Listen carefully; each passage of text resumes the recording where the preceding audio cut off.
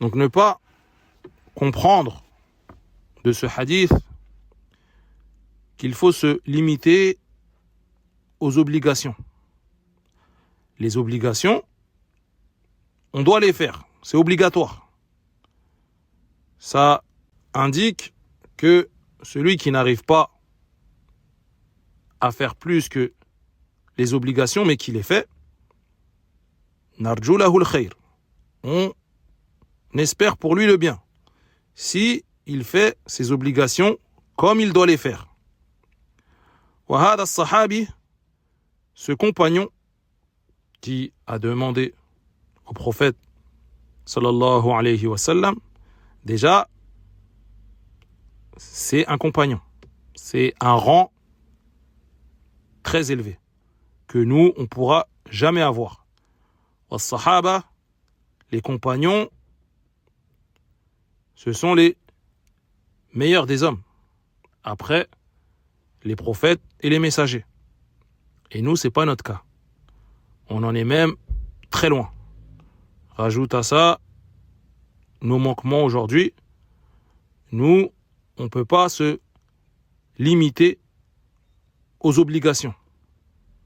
Car déjà, nos obligations, voilà, il y a des défaillances.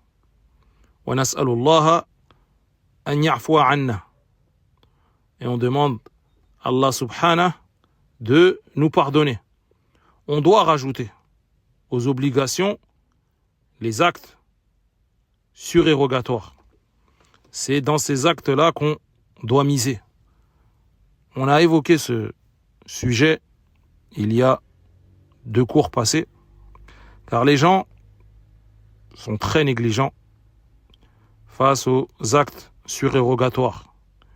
Il y en a, ils vont dire « Oh, c'est juste une sunna », comme si ça n'avait pas de valeur. Et dire ça, c'est très grave. C'est juste une sunna, comme si c'était une chose minime. C'est qui celui qui a instauré cette sunna? C'est Nabiyyuna sallallahu alayhi wa sallam. Khayrun nas ursila ila nas, le meilleur des hommes, envoyé à l'ensemble des hommes. Il était appuyé par la révélation. In huwa illa wahyun yuha. Et ce n'est qu'une révélation qui est révélée. Et appliquer cette sunna, c'est appliquer l'islam. Kama qala al-imam al-Bahbahari, i'lamu anna al-islam huwa as-sunnah, wa as-sunnah hiya al-islam, wa la yaqumu ahaduhuma illa bil-akhar.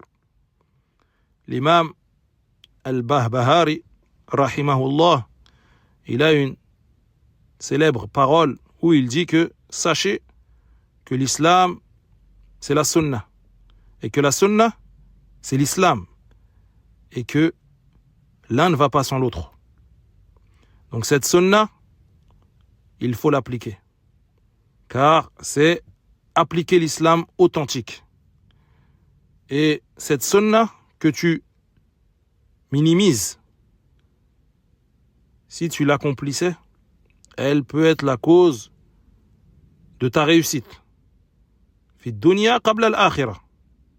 Donc on répète, an-nawafil, on doit s'y accrocher. Ces prières surérogatoires, ces jeûnes surérogatoires, ces sadaqat, ces lectures du Coran, talabul ilm, et tout le khair qu'on peut ajouter, on le fait. Et on en a tous un grand besoin. Multiplier les bonnes actions, car on a tous de nombreux manquements. Et ce hadith n'appelle pas à se contenter, mais il appelle à faire plus, et encore plus. Wal iman yazidu bit ta'a. Et la foi, elle augmente avec les actes d'adoration. Et les actes surérogatoires sont les plus aimés auprès d'Allah Azza wa Jal. Kama jaa fi al-hadith al-Qudsi, wa ma taqarraba ilayya 'abdi بشيء أحب إلي مما افترضته عليه ولا يزال عبدي يتقرب إلي بالنوافل حتى أحبه. Le prophète sallallahu alayhi wa sallam a dit dans ce hadith qu'Allah Azza wa Jal a dit « Rien ne m'est plus aimé que mon serviteur se rapproche de moi par l'accomplissement des obligations que je lui ai imposées. Et mon serviteur ne cessera de se rapprocher de moi par des actes surérogatoires jusqu'à ce que je l'aime. » Donc Allah subhanahu wa ta'ala, il aime les actes surérogatoires. Wa anta ayyuhal abd, tu seras aimé auprès d'Allah si tu accomplis ces actes.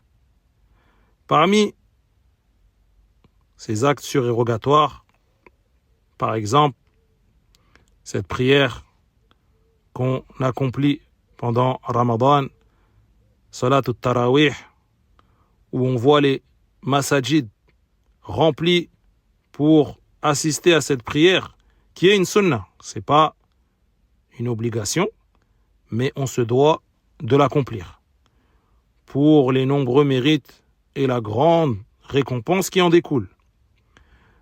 Mais ce que font beaucoup, venir accomplir le tarawih seulement et ne pas se présenter pour les 5 prières obligatoires, ça c'est une erreur. Ça c'est une erreur. On ne devance pas un acte surérogatoire sur un acte qui est obligatoire. Le tarawih, si tu ne le pries pas, il n'y a rien sur toi. Tu te seras privé d'un grand khayr, mais tu n'auras aucun péché, aucun blâme. C'est mustahab, c'est fortement recommandé. Par contre, les prières obligatoires, les 5 prières, c'est obligatoire. Tu dois te présenter au masjid pour prier en jama'a, et ça, c'est pour les hommes. Naam. Wa subhanallah, tous les ans, c'est la même chose, la même scène qui se reproduit. Pendant le Ramadan, les masajid sont pleins à craquer. Et une fois que le mois est fini, c'est comme si on appuyait sur l'interrupteur, la lumière s'éteint. On ne les voit plus. Toute l'année, il n'y a plus personne. Et ça, jusqu'à l'année d'après, c'est les mêmes qui reviennent pour accomplir ce tarawih une nouvelle fois.